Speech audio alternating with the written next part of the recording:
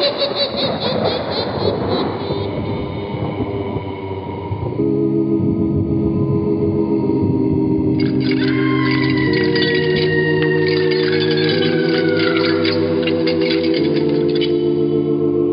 Mysterious Old Radio Listening Society podcast.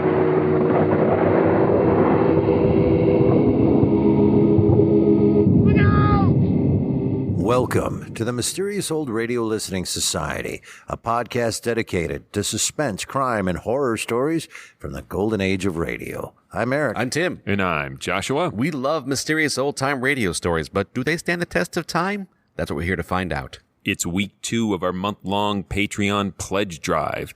If you already support this podcast, thank you. If you don't, we hope to change your mind with an inviting array of bonus episodes, Patreon previews, and special releases like the one you're about to hear. It's Halloween season, and in my house, that means one thing: Universal monster movies. And my hands-down favorite is Dracula, due in no small part to the iconic performance of Bela Lugosi. Today, we celebrate Mr. Lugosi with a discussion of his one and only appearance on Suspense, The Doctor Prescribed Death. But wait, I thought this was our Patreon pledge drive. What does Bela Lugosi have to do with becoming a patron of our podcast? Well, it just so happens that Bela Lugosi is the subject of our next Patreon happy hour. Once a month, the three of us meet on Zoom with Patreons near and far to discuss theme selections of old-time radio programs and or other mysterious old media. We share insights, laughs, and thanks to the hard work of our delightful patron Amy, cocktail recipes carefully selected to match our theme of the month. If you'd like to join us this month, or whatever month it is when you're listening to this, please visit patreon.com/themorals and become a Patreon today. And now, back to the podcast. Suspense aired on CBS from 1942 to 1962, racking up 947 episodes in total, most of which still exist today. Suspense specialized in edge-of-your-seat crime stories with an unexpected twist at the end. The program's smart scripts and high production values attracted A-list Hollywood actors, including the star of today's play, Bela Lugosi. Bela Lugosi was a Hungarian-born actor, best known for his sinister portrayal of Count Dracula, both on stage and film. As a youth, he studied at the Budapest Academy of Theatrical Arts before joining the National Theatre of Budapest in 1913. After serving in the Austro-Hungarian Armed Forces during World War II, Lugosi settled in Germany, where he gained experience as a film actor. In 1921, Lugosi immigrated to the United States to pursue a career in Hollywood. As it turned out, roles for Lugosi were few and far between. His English was poor to non-existent and, as a result, struggled with memorization. In 1922, he made his Broadway debut in the play The Red Poppy, but his incomplete knowledge of the language forced him to memorize his lines phonetically, delivering them with little to no understanding of their meaning. As time passed, though, Lugosi's English improved, and in 1927, he had his first big break, the title role in the Broadway production of Bram Stoker's novel, Dracula. The play ran for 3 years, and its success led Universal Pictures to produce a film adaptation with Lugosi reprising the role of Dracula. His chilling performance captivated audiences and critics alike, turning Lugosi into a star overnight. More horror films followed, including Murders in the Rue Morgue, White Zombie, Island of Lost Souls, The Black Cat, The Raven, and Son of Frankenstein. It didn't take long for Lugosi to become frustrated with the two-dimensional roles being offered to him. He longed to stretch his acting abilities, but the studios refused to see him as anything but a leering, sadistic villain. As the popularity of the horror genre faded, so did Lugosi's opportunities. By the 1950s, financial hardship and a growing addiction to morphine led Lugosi to partner with notorious B-movie director Ed Wood for a series of disastrous films, culminating in Plan 9 from Outer Space, widely regarded as one of the worst films ever made. The Doctor Prescribed Death is a classic example of Lugosi being cast to type. It was written by J. Donald Wilson, who began his radio career as a voice actor before stepping behind the scenes to write and produce. Although he worked on several notable radio programs, including Dark Venture and The New Adventures of Nero Wolfe, Wilson is best remembered as the creator of Actually, I'm not going to tell you. I want to see if my co-host can guess the famous program based solely on the tone and structure of today's play. Great. A test. Thanks, Professor. You're welcome. And now let's sharpen our pencils and remember to keep our eyes on our own papers as we listen to Bela Lugosi in The Doctor Prescribed Death from Suspense, first broadcast February 2nd, 1943. It's late at night and a chill has set in. You're alone, and the only light you see is coming from an antique radio. Listen to the sounds coming from the speaker, listen to the music, and listen to the voices.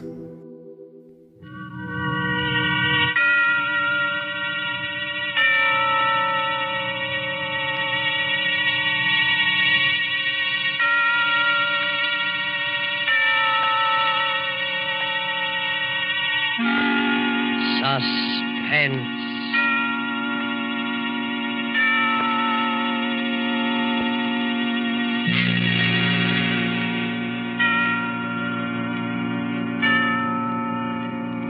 This is the Man in Black, here again to introduce Columbia's program, Suspense.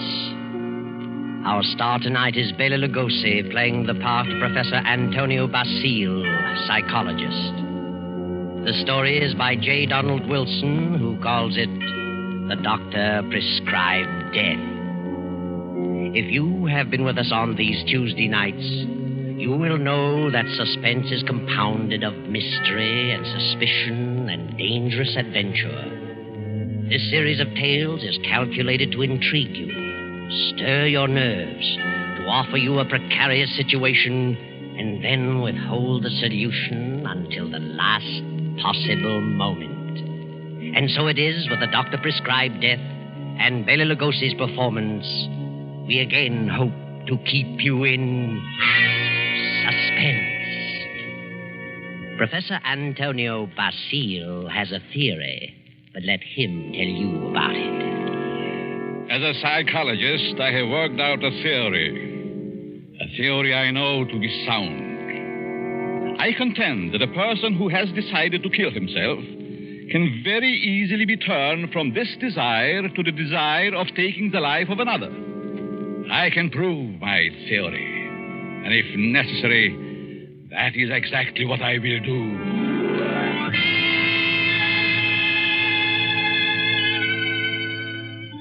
Yes, Professor Antonio Basile has a theory, but only a theory.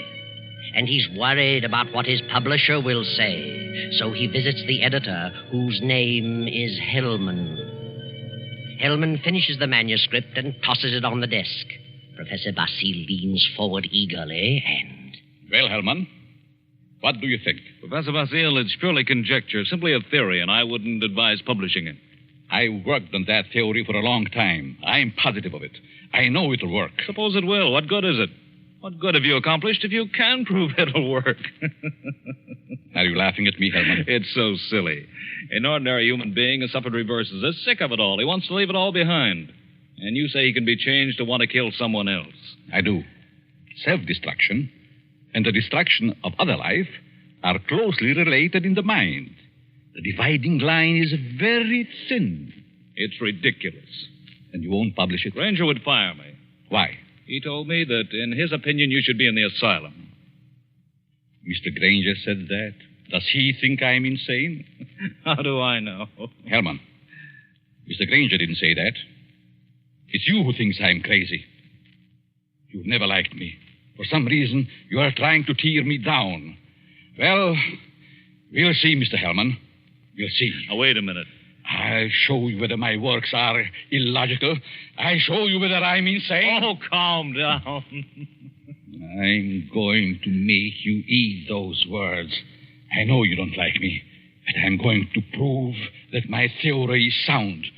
Good night. Wait a minute. Basile, wait. You wait, Hellman. You wait. Yes, wait, Hellman. Wait. Professor Basile, seething with resentment, rushes from the office and strides angrily down the street. Insane, huh? I'll prove my theory. I'll find a subject. I'll find someone who wants to take his own life. And so Basile goes home, late for dinner. He finds a note from his wife, Myra, saying she's decided to attend the opera and will be home around 11:30. Then Professor Basile gets an inspiration. He goes to the bridge over the deep canyon, the bridge called Suicide. And strangely enough, he hasn't long to wait. As he stands against the railing in the fog, a figure appears a few feet beyond, stops, prepares to leap. Don't do it. Wait a minute. Listen. Huh? That's very silly. Let go of me. Oh, no. I couldn't do that. I need you. I don't need you. Don't you know this is against the law? You're not an officer. You can't stop me. It's 500 feet to those tracks below. Hard steel rails. And don't believe what they all tell you about not being conscious of what happened. You'd know. People don't die instantly. Let loose. They lie in agony for minutes and sometimes for an hour. It's a horrible death, I know. How do you know? I'm a doctor. Doctor. Yes. I can tell you much simpler ways, much less painful ways, and quicker. You're a nice young girl. An intelligent girl. You wouldn't want it to happen this way. Maybe after I talk to you a while, you wouldn't want to do this at all. No? No. But come on. Let's talk it over. Maybe a few minutes' talk will change the entire picture for you. What could you do to help me? If you'll come, I'll tell you. There's a motive back of your wanting to do this, and I'd like to know what it is. Nothing doing. Haven't you any relatives? Any loved ones you'd like to do something for? Yes? Then if you'll talk with me for a while, maybe I can find my way clear to help those people. You sound crazy to me. Oh, no. All right, I'll... Where? My apartment. Let's go.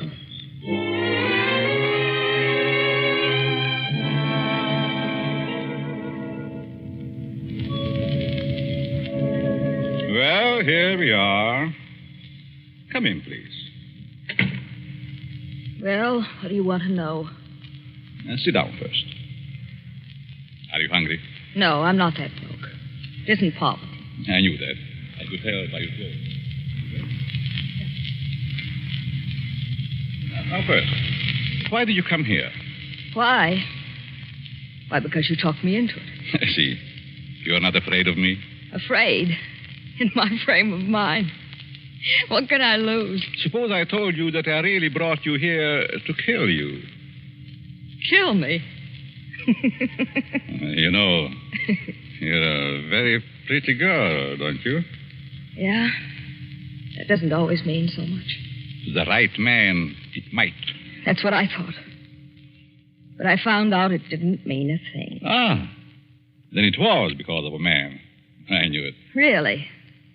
How did you guess? I'm a student of psychology. I'm Professor Antonio Basile. I see.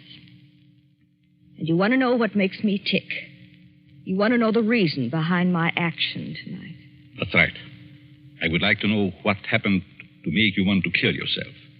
Suicide is a mental aberration. Yeah? I'd like to know what preceded the decision to destroy yourself. And what you thought about until the moment I stopped you on the bridge. What good will that do me? You said you weren't broke, but you also said you had some loved ones you'd like to do something for. I meant I wasn't broke to the point of being hungry. I have a few dollars. But you suggested help for someone in larger terms. Yes, I did. Who is the loved one? My mother? You are her only means of support? Yes. And you intend to kill yourself? Yes. That's being selfish, isn't it? Selfish? Yes. You are concentrating solely on self. You think so? What else? The first law of human nature is self-preservation, right? I suppose so. The second law is the preservation of family. Yeah? So you decide to deny the first law and destroy yourself. And as a consequence, deny the second and leave your mother alone and in need. You indicate a form of insanity. What would be normal? To destroy the other person. The one who has done you wrong. Have you hurt him? No. Then the one who has done wrong should be the one to suffer. You have no legal recourse, Legal recourse? No, I haven't, I'm sorry to say. And you would kill yourself to let your poor mother suffer because of the wrong of another. Why shouldn't he be the one to suffer? I suppose you're right. Why shouldn't he? What happened after all? Why not tell me about it? Were you married? No. He never seemed to find time to get around to marriage. What's your name? Gladys. Gladys Tanner. How long had you known him? Almost 4 years. And you always thought he meant to marry you? Yes. Until 3 weeks ago. Yes? On July 1st, he had to leave town for a week on business. Said he was going to Kansas City. When he came back, he seemed to be too busy to see me. Then a week ago, I found a snapshot along with several others in his desk in his home. May I see it? Certainly. It's a picture of him and another woman. But the picture was not taken in Kansas City. It wasn't? No, it was taken on the beach at Atlantic City. And it's dated by the finisher, July 3rd. Since he returned, he's refused to see me. Yesterday, he finally said he didn't care to see me anymore. That I'd better forget him. But it isn't so easy as that, is it? No. I figured I'd done something. And blame myself. Do you know this blonde woman in this snapshot? No. Then it must be a woman he has met recently. You've known him for 4 years. I don't think you are to blame. He's the one in the wrong. And he should be made to suffer. How? You were going to kill yourself. Why should you? Kill him instead. He double-crossed you. He deserves it. Now, let me go a little deeper into the situation. Whenever a person has reached the conclusion to take his life,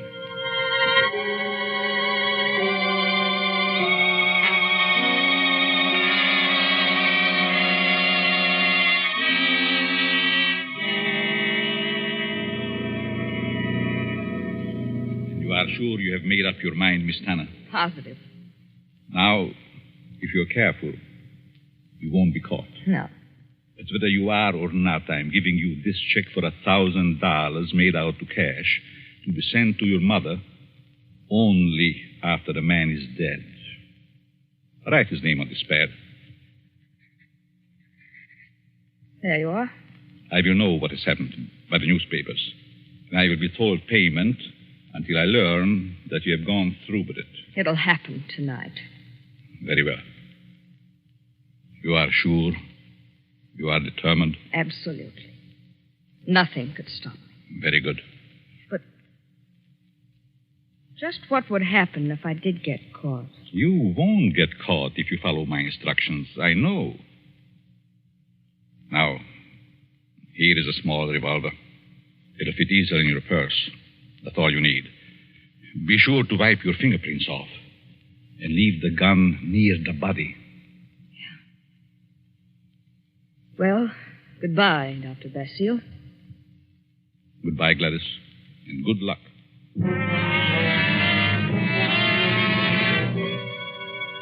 Professor Basile watches Gladys as she crosses the street to the dimly lighted bus stop. Then he rushes to his car and drives away. A few minutes later, he comes to a stop at Hellman's house. Hellman, the editor who ridiculed his theory. Just a minute. Oh. Hello, Basile. Good evening, Herman. Thought I'd drop out to have a little chat with you. Well, why this time of night? It's kind of late, isn't it? 11. Didn't think that was late for you. No? Come in. Thanks. Sit down. What's on your mind? I want to talk to you about my theory you ridiculed so definitely. My theory about suicide. Oh. Well, I just don't believe it, that's all. And I said I'd prove it, didn't I? Yes, but what are you getting at? It's going to be proved. My theory is going to be proved tonight. Well, that's fine. Go right ahead and prove it. I don't like you, Hellman. I never liked you. And I know you don't like me. I can't help that, Basile. What are you staring at? Is there someone here with you? Certainly not. Why? That's a woman's purse on the Davenport. Oh, my secretary dropped by earlier this evening with the manuscript. She must have forgotten it. She's not here now. Of course not. Then I'll continue. I found a subject. A girl who was ready to commit suicide because a man jilted her. In a few hours, I was successful in changing her thoughts from suicide to homicide, and she is going to kill the man tonight. What do you think of that? There may be a dozen murders tonight. Ah, but you'll know which one I mean. You'll know about this murder. What do you mean? Because I'm going to tell you who the victim is going to be. You know who the intended victim is? Why don't you stop it? But then I wouldn't have proved my theory. If you put this girl up to it, you're as guilty as she is. You're insane, Basile, hopelessly insane. You think so, Herman? The whole idea is mad, too utterly ridiculous for words. No sane man would ever think of such a useless, senseless idea. And for heaven's sake, stop laughing. I'm thinking about the victim when he learned. Who is the victim? Martin Hellman. Me? Yes, you. I don't believe you. You will this time. Who is this girl? I know no girl who'd want to kill me. This one does. Now. Oh, nonsense. However, I wouldn't put it past you to hire someone to do something like this. No, this girl is no fake. This girl is serious, deadly serious. You probably hypnotized some poor woman, figuring she'd never remember what happened. Oh, Hellman, you underestimate me. Maybe I do underestimate your evil mind. But believe Put up me... your hands, Hellman. Get away from that desk. I'll just take care of that gun, Hellman. That's better. Well, since when did you start carrying a gun, Basile? A gun? Don't be silly. This isn't a gun in my pocket. It's just my pipe. See? Well, what do you hear, Herman? Nothing. Oh, yes, you do. I heard it, too. The sound on the porch. I leave now. The back way. I put your gun in the kitchen. And I'll be very careful to remove all my fingerprints. You insane fool. Oh, fancy you. You, Herman, you are going to help prove my theory. Good night, Hellman. Crazy devil. I'll have him locked up before he gets across town. Good evening, Mr. Hellman. Huh? How did you get in here? Through the patio door. What do you want? I wanted to talk to you. Very strangely. You're just imagining things. And what are you doing here? I wanted to tell you something. Yeah? What? When you first indicated to me that you were through with me, I was terribly hurt. I thought all along that we were to be married. I couldn't understand. I tried and tried to think of something I'd done to cause our breakup. Then I happened to find this snapshot in your desk. Snapshot? Take a look at it. Kansas City. No, Atlantic City, New Jersey. You and a blonde. And the date is stamped on the back. A business trip. Ha! Well, what about it? I just wanted you to know that you weren't so slick. I wanted you to know that I knew about the blonde. That I knew you'd lied. Now that you've told me, what good does it do you? A lot of good. First, I thought you came here for money. How could you think such a thing? Well, I think you'd better go now.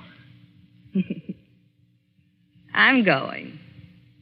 Goodbye, Morton. And good luck in your new venture. What venture? This one. Gladys. Gladys! And wish me luck in mine.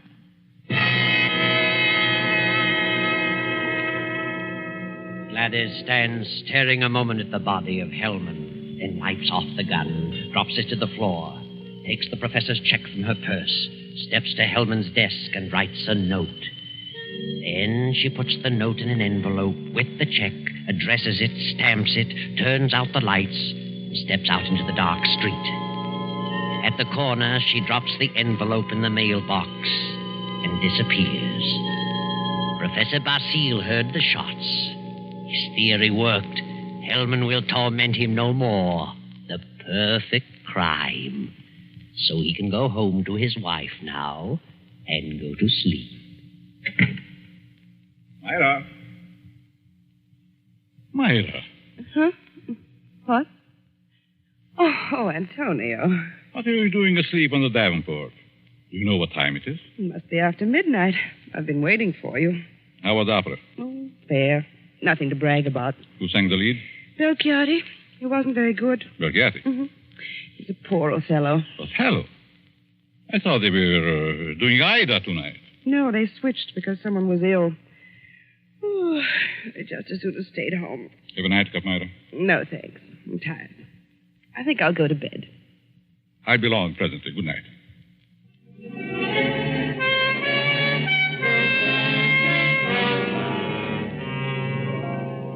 Then the night passes and the morning comes. The professor rises cheerfully and prepares for breakfast. Then... I get it, Myra. Yes? Are you Professor Basile? Yes. May we come in? We'd like to talk with you. Of course. What is it you want? Is your wife in? Yes. We'd like to see her, too. What? Oh, I'm Lieutenant Davis. Right. Detective headquarters. Well, what do you want? Will you call your wife? Why, certainly. Myra! But what's this all about? What is it, Antonio? These men are from detective headquarters. They want to talk to us.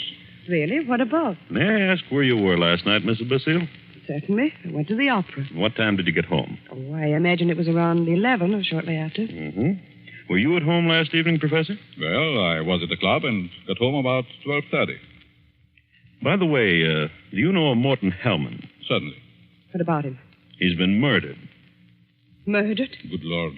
When? Around midnight last night. I found him this morning. How terrible. Why, I've known him for years. He was editor-in-chief of the company publishing my writings. I'm a psychologist, you know. Yes, we know. But what do you want to know from us? We weren't connected socially with Hellman, just in business. Did you know him, Mrs. Basile? Yes, I knew him very slightly. Do either of you know of anyone who'd have reason to kill him? Certainly not. Everyone thought highly of him. Did you ever hear of a girl named Gladys Tanner? Lady Tanner?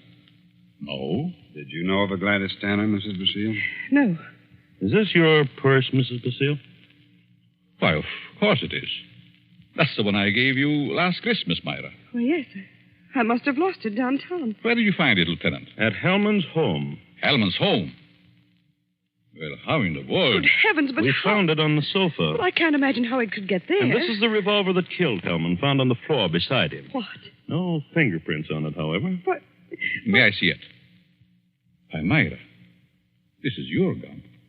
I bought this for you 2 years ago when I went on the lecture tour. Yes, I think it's mine, but it just doesn't make sense. Did you have the gun in your purse when you lost it last night? Well, perhaps I did. I'm so confused now I can't remember. That thing, Myra. The thing, it is terrible. Oh, I know. Oh, dear, I feel ill. Did you ever fire this gun? Yes, once last year up in the mountains. I wanted to see how it worked. Ever reload it? No, I've never reloaded it. I just didn't think about it. Maybe I did put it in my purse. Why, I don't know. And whoever found the purse may have used the gun to... Oh, I just can't seem to think. This gun misfired on the first 2 shots. The other 3 killed Hellman. This is the most amazing piece of coincidence I ever heard of. Why would my wife want to do such a thing? Why should she get to Hellman? She hardly knew him. Are you sure about that, Professor? Of course. Well, sorry to say that I don't believe her. What? This is ridiculous. This is going to be a shock to you, Professor, but here's a snapshot we found on Hellman's desk. Taken in Atlantic City last July. Good heavens. Why? This is you, Myra. You and Hellman. You were at your mother's in Florida in July. Myra, look at me. What does this mean? I can't. I can't. And I can't believe such a thing. May I have the purse, the gun, and the photo? Thank you. I'm sorry, but I'll have to take her down to headquarters. But I didn't kill him. I didn't. I wouldn't. I loved him. Myra. You better pull yourself together. You'll have to go back. You'll want photos and fingerprints. Yes. Better get it ready, Myra. Certainly looks bad for her. Afraid it does. Looks like an open and shut case. Oh, will you come along too, Professor? Certainly. And so it all worked out beautifully.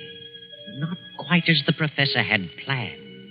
But then he changed his plan from the moment when Gladys Tanner showed him the snapshot taken in Atlantic City. And he realized that the girl's fiancé was Hellman, and the blonde was Myra, his wife. He had no intention of allowing Gladys Tanner to kill Hellman until he saw that snapshot. And when he recognized Myra's purse in Hellman's home, he decided to let Gladys kill him and the blame be placed on Myra. The perfect crime. But several hours later, after fingerprints and many questions, the professor is just about to be dismissed when Sergeant Rankin steps into the room and speaks quietly to Lieutenant Davis. What is it, Rankin? I stayed at Basile's place, as you said. Well? A few minutes ago, a special delivery letter came for the professor. This'll knock your eye out. Read it. Wow. This fits perfectly with the writing we were trying to make out on Helm's desk blotter. Professor, here's a letter sent special delivery to you a few minutes ago, postmarked last night. Read it. Dear Professor Basile, your theory worked a certain degree. You convinced me I should kill him. But when that gun you gave me misfired twice, I almost quit. Go ahead, Professor. Read on. Then as I looked at him on the floor, the feeling of self-destruction came back. I'm going ahead with my plan. Here's your check. I won't need it. Besides, I lied to you. I lost my mother long ago. Better luck next time. Gladys Tanner. And a half hour ago, they found her body beneath Suicide Bridge. Well, Professor, your perfect crime has failed. Failed? Yes, failed. Wonderful setup on paper, but your theory backfired and you're up for murder. But I didn't kill him. But you planned it, and you're as guilty as Gladys. She's paid her penalty. Now it's your turn. No. I won't be hanged. Never. Rankin, grab him.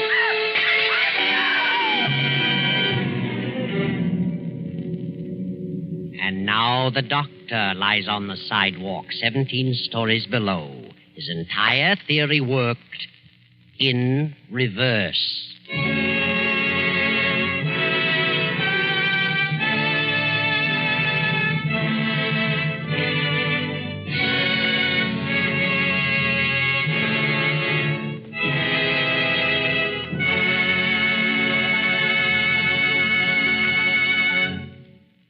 And so closes the doctor-prescribed death, starring Bela Lugosi. Tonight's story of suspense. It came to you from Columbia Square in Hollywood.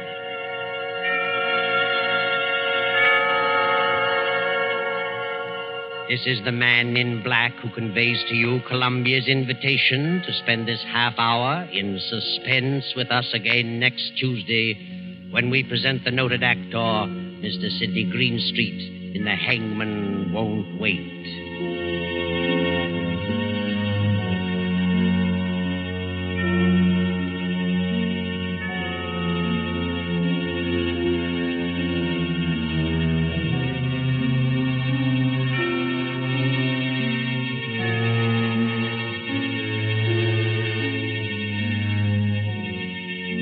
William Spear, the producer, Ted Bliss, the director, Lud Gluskin, the musical director, Lucian Mahuik, the composer, and J. Donald Wilson, the author, collaborated on tonight's Suspense.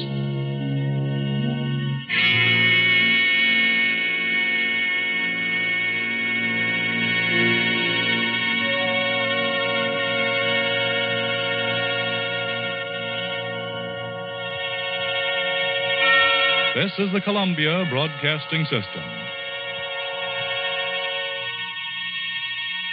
That was The Doctor Prescribed Death from Suspense here on the Mysterious Old Radio Listening Society podcast. Once again, I'm Eric. I'm Tim. And I'm Joshua. And that is part of our Pledge Drive month spectacular pledge-a-thon. I don't know what we're calling it, but That's why Eric is not in charge of marketing. That is Toyota-thon. We are We're selling so many cars.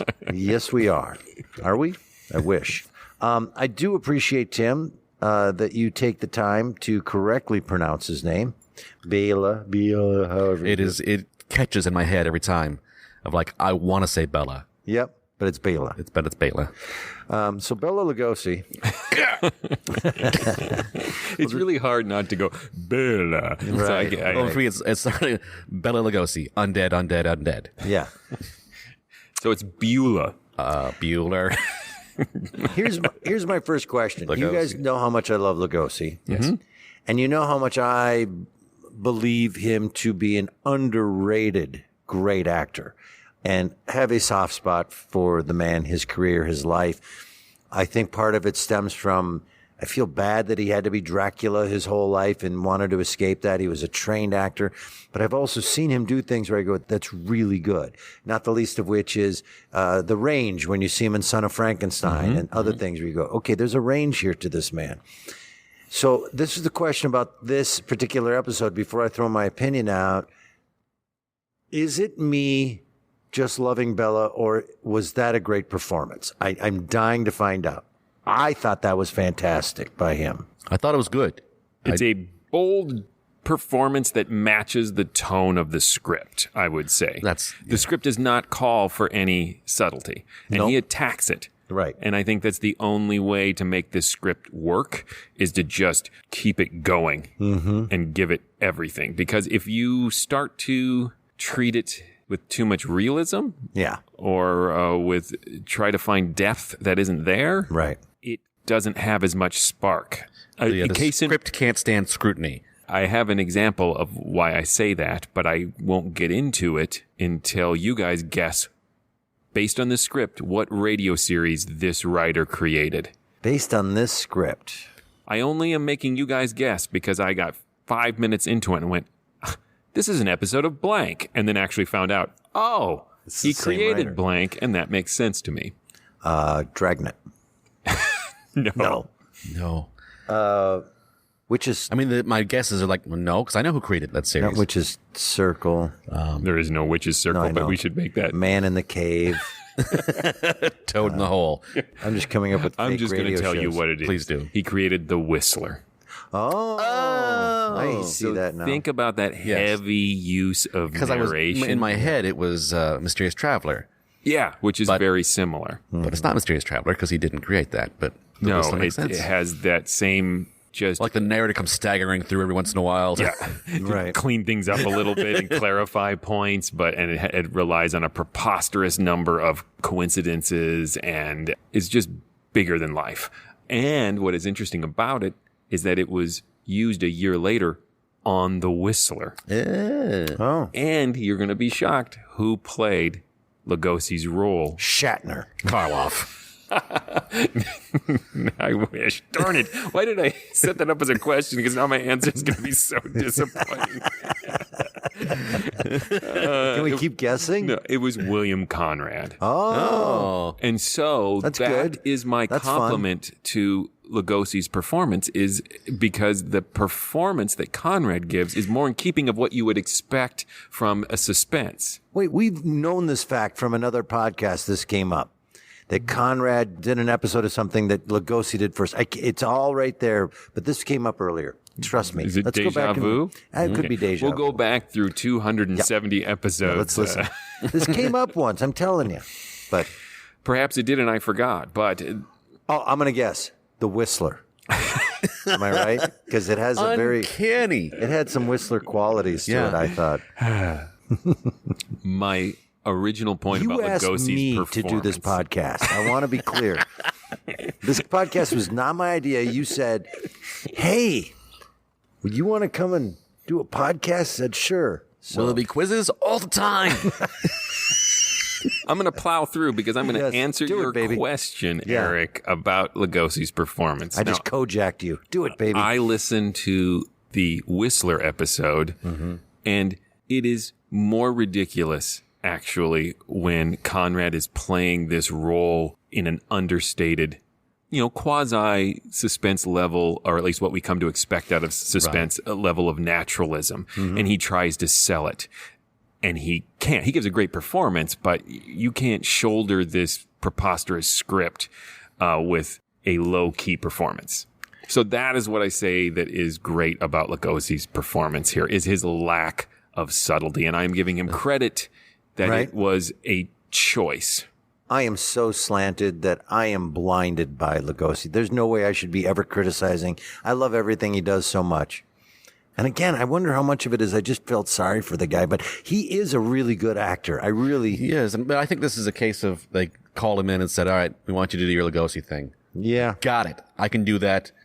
I can give you the performance you want and give it no thought. It'll be great. That accent, are you surprised how well we were able to understand him audio only? I was afraid that with that accent, we would lose words. And he was crystal clear. He enunciates. It's very clear. And I guess my assumption, there might be a backstory that a listener knows who can fill us in. I did not find it anywhere, but I assume he didn't do much radio because his voice is just so distinctive. It is really hard to imagine him as anything other than Lugosi when he plays a part. It might also be that it takes some work, more work than the average actor to be that crystal clear. And so maybe the same thing, all he got offered were these type of roles on the radio, and he just said, screw it. Screw it, I take your money. That's my big takeaway, is that Lugosi helps rather than hinders this script. Your turn for a quiz. Oh. It's a little improv-y thing I'm going to give you, okay? In about a minute or less, tell me the plot of this. I want to see if you can give me a synopsis of this thing, because it is ludicrous. All right. So there is a psychologist who has a theory that the suicidal impulse can be turned into a murderous one. Not a great theory. It's more of a threat than a theory, but we'll get back to that later. Right? He tells this to his editor, who laughs in his face. He vows to show him he's wrong, so he goes to a bridge named Suicide Bridge, whether that was its given name or whether it's just on the corner of Overdose and Jump Leonard Street. Suicide. Overdose and Jump Street is Johnny Depp's first TV show. And he stumbles across this young woman about to kill herself. He persuades her to go back to his home with her, which only a suicidal woman would do. And so he talks her into not killing herself, but into killing the person who made her feel suicidal. Right. She shows him a picture of that person, and we don't know, as the listener, that that person is the editor who laughed at him, pictured with the doctor's wife. Right. And so instantly, the doctor decides he's going to use this moment to kill off his wife and the editor. And so he sends her with a gun, presumably the gun he gave his wife when he was on a lecture tour, like you do. Right. Honey, I'll be gone for a while, but if it comforts you, have a gun. And so she kills the editor, then... the important thing is he gives her a check for $1,000. It's a check for her mom for $1,000. Yes, a personal check. This highly scientific method of money plus photos of your cheating significant other. Every case will fix a potential suicide. She feels guilty, sends the check in the mail back to him, and kills herself. Right. The gun does not work. I remember. It goes click, click, click, bang, bang, bang. Why? So they knew which gun it was. Because we know then for sure that it is the wife's gun. Yep. Because she had fired a couple rounds out of it. I don't know for sure. That didn't make a lot of sense. No. You know what else doesn't make a lot of sense? First of all, that you as a scientist, your big thing is you're going to prove to the world that you can convince a suicidal person to murder somebody. I don't know why anybody would disagree with that theory. Why is that so hard to imagine? And the guy laughs at him. That's not true. 2, he goes to find, which I love, Joshua, as you just said, I need someone to commit suicide. Where should I go? Oh, that place where everybody commits suicide. I'll find someone there. Thank God there's a place in town. I have to insert, because the actual narrative jump was, I need to go find someone on the brink of suicide. My wife is at the opera. Oh, Yes. well, that's hilarious too, because the guy who plays the man in black makes, I think, the reasonable choice to just keep narrating in the same tone he's been narrating to describe these ominous events. So he goes, and he went home and he found a note from his wife who went to the opera. It's this very ominous description of the most mundane thing. How bad is this opera? Yeah. He poured himself a glass of milk. There was a weird little moment where she explained they didn't do the opera that was planned because they did Othello instead of Ida. It was something like that, and I thought that was going to be a clue. I thought it was something to do with proving that she had been where she said she had been, instead of using it as an alibi. So I thought, that's going to come in that she couldn't have been the murderer, even though he's framing her, because she really went to the opera and she has these authenticating details about what specifically happened that evening there. And it felt like maybe it was like left in from another draft of the script. Because it never came back. Yeah. But also, I can't remember now. Now, why would I bring it up since I can't remember? But there was some reason that the opera did change that made me laugh. It was ridiculous. It was a ridiculous. Had COVID, I think. Right. Someone got sick or something. But yeah, it's like, well, all right, let's do the backup opera. Right. Everyone's ready to go. Scrap it. Tell everybody out there we're changing it. We got this whole other opera ready to go. Billy, you're off the bench. But my biggest point is giving her money undermines his whole theory, because basically he's just hired a killer. His theory is, I can convince anybody to murder anybody for money. It has nothing to do with suicide. But that's his dilemma, is he is both, I want to kill these people and still prove my scientific point, and he's trying to do both. Like, so I'll publish my paper explaining how I killed my wife. Right. Very successful at sort of in academia there. His scientific point that he's trying to make is stupid. Yeah, that was my biggest reaction, is when they got to the we're explaining the premise. I believe someone with a suicidal impulse with just a little bit of science magic can be turned into a homicidal impulse. Yep. I agree. It was moving on. Such a bizarre premise for a story that I was like, I kind of don't want to hear the story. Well, I was hoping that it was such a bizarre premise for a story that it would lead me down a path of, I was skeptical at the beginning, but at the end I went, no, that was just stupid. It reminded me of the Willis Cooper Lights Out script we just listened to not that long ago. Death Robbery. Or in what way? In listening to it, we got to, like, they are really digging into the nuts and bolts of the science of this. Like, we're spending a lot of time with just the mechanics of the plot. That I was curious, like, what are the mechanics of this plot? Which it turns out is, I'm going to write you a check for $1,000 and show you some irritating photographs. Irritating is not the right word, but galling. Yes. Inciting. I think I had a slightly different response from you guys, because as soon as I heard his theory, I was like, this is going to be ridiculous. This is going to be fun, and that I should just take it as over the top nonsense. I still was judging it throughout, but I turned off the part of my brain that's trying to figure out the twists. So I ended up being surprised. I did not immediately think that other woman in the photo was his wife. So a couple things surprised me about it, but it might have been because the top half of it lowered my expectations so much that I expected very little. And so when it gave me a few twists, I was like, that's fun and fluffy and whistlery. Yeah, when it was random lady at the bridge turns out to be deeply involved in my relationships. Yes, at that point you just simply can't come to the script going like, well, what about these details? There's some holes in here. Yeah, you can't treat it as a natural, something from the real world at all. It is now into that level of inner sanctum coincidence, Yeah. right? Yep. The bridge also features the giant crickets from many episodes of Yes. Inner Sanctum. Yes. I imagine there is just like crickets were just leaping over Suicide Bridge one after the other. There's a moment where the crickets just like stop for a minute, like they were on break. Yes. There was a weird Foley thing They're going just on. back there like smoking cigarettes. And Oh, we still going? Yeah, the in and out of the crickets was weird. What year was this again?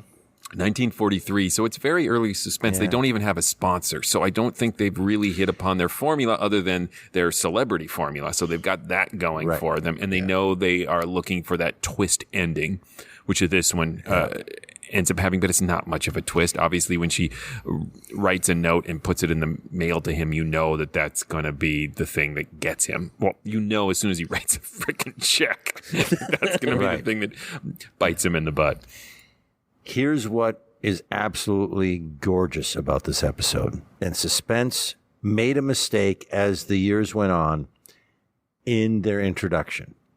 The music, the pace, the tone of the opening, it's slower, it's scarier, it's more suspenseful, if you will allow me.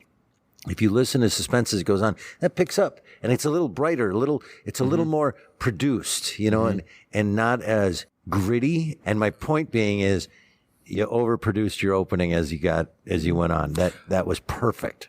I totally see where you're coming from, but my guess is that they pulled back on that once they got a sponsor, because if you kept that tone and you kept the Man in Black that sinister, you would be veering into Inner Sanctum Lipton Tea Lady territory once, you know, Hap comes on from Autolite, right? Like you would have a really stark contrast there that maybe they were trying to soften.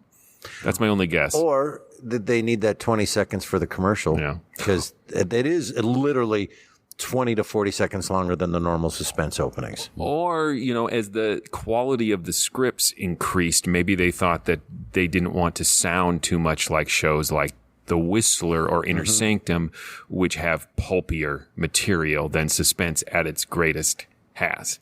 And so they wanted to sound more adult and sophisticated. Any other thoughts? They used the word Davenport. I love that word. Which I have not heard since my grandmother was alive. I thought that was awesome. They use it twice, but then I think the detective at one point calls it a sofa. And then we've got sofa Davenport couch wars going on. And Davenport was originally a producer of couches, which is where that name came from, where it just became synonymous with. We have listeners in Iowa right now going, yeah, we hear it all day, and we know the whole story. Was the People Davenport originally the fold-out ones don't know. exclusively? So. Because that's what my That's the grandparents had. Well, then there was Futon, Iowa. I don't know. You made a joke, but I'm very serious about this nostalgia that it opened up in me, and it's just, Yeah? it's really hurtful. Was it hurtful? Futons are very painful. Yo, they're terrible. Futon should be outlawed. That is not a couch. That is not a thing you can sit on. With the angle of that on your back, who?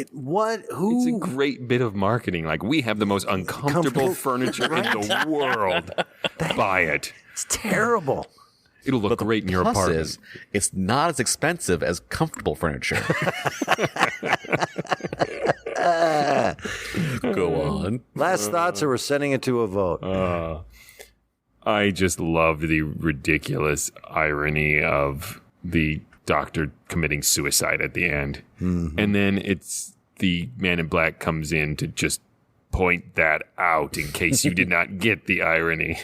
Yep. I have to confess, this was an episode that I would listen, I would doze off, I'd come back, I could doze off for 10, 15 seconds, come back and go, what has happened to this story? I gotta go back. Okay, so here's just where it jumped, and I didn't miss anything, and just the plot jumped. I'm listening, I doze off, I come back, what has happened? My last thing I'm going to say is that I love it in a script where the character voices my thoughts about the script within the script. And at one point, Lugosi's character goes, "This is the most amazing piece of coincidence I have ever heard." I forgot that was in there. All right, let's vote on this thing. I love Bela Lugosi. Tim? I would not call this a classic. Nope. Certainly of historical interest for having Bela on Sure. Suspense. If you accept the script for what it is, it holds up. I don't think you get that many stories these days that are just this unabashedly, this plot is going to be held together by fun. Yes. And at some point, it's like, quick, we need more fun. This thing is falling apart. Let's have somebody be really jerky to suicide, but like, oh like for a doctor who's dealing with people with mental illness, he's really crass. Yeah, I know. He's like, blah, I've invented gaslighting. Blah. Yeah, it is not a classic. I don't think it stands the test of time, but its status as Lugosi's one and only Suspense and its connection to The Whistler clearly makes it of historical interest. But I definitely found it entertaining. I really did.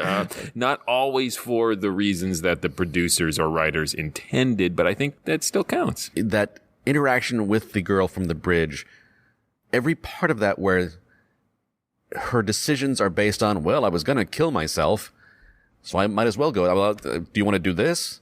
Well, I was going to kill myself, so I might as well do it. Right. Like, it is a weirdly useful plot tool. Not only So that, you're like, his theory is absolutely right. Like, if you just delay a potential suicide, that you would be willing to do anything. Speaking of, Tim, tell him stuff. hey, send my mom $1,000. No, that's not what I'm saying. Please go visit ghoulishdelights.com, home of this podcast. We have a bunch of other episodes there you can listen to. You can vote in polls to let us know what you think. You can leave comments. You can send us messages. You can also link to our social media pages. Click on our Threadless store link. Go get some swag if you need like a Morals t-shirt or a tote bag. Or you can click on our Patreon link and join us as a patron. Why did she make up that story about her mother? I'm sorry, I'm still thinking about this. Yeah, right? It was literally just so that he would write a check to get caught with. Yep. Not only that, why did he shame her before he did that? You're going to kill yourself, and there are people relying on you. Shame on you. You are selfish. You're there are selfish. 2 rules. Don't kill yourself and don't make your mother sad or whatever. Right. Why did he go out of his way to make her feel bad? Just get her to kill someone, prove your point. I'm sorry. Patreon. Patreon.com/themorals. Yes, you can go there and support this wonderful podcast. Yes, it is Patreon Pledge Month, and we are going to continue to release bonus material that had been exclusive to just patrons, but we're going to give you a little taste of what you are missing. So hopefully if you enjoy that, you will go to patreon.com/themorals and support this podcast. I'm not going to say any more because the entire month is about plugging our Patreon. If you'd like to see us performing live, the Mysterious Old Radio Listening Society Theater Company does audio theater monthly. You can come see us performing classic recreations of classic radio dramas and a lot of our own original work by going to ghoulishdelights.com or mysteriousOldRadioListeningSociety.com. There you'll see what we're performing this month and where we're performing. You buy a ticket, come see us. If you're in the Twin Cities area, we are currently, this fall of 2022, performing at the Bryant Lake Bowl Theater, which is a great night out, great food, and a great theater. So come see us. If you can't, become a Patreon, and you get to see the film version of our live performances for free. That's part of being a Patreon. So please do that. All right, what is coming up next? Next, we have something a little bit different. As part of our Patreon Pledge Month, we are going to be releasing some audio recordings of our live performances of some of our original material, so you can actually see if we're worth spending any money on. We're really excited about it, but at the moment of this recording, we have not decided which episodes to release yet because we have so many amazing ones. So until then... Look out! No, I won't be hanged. Never!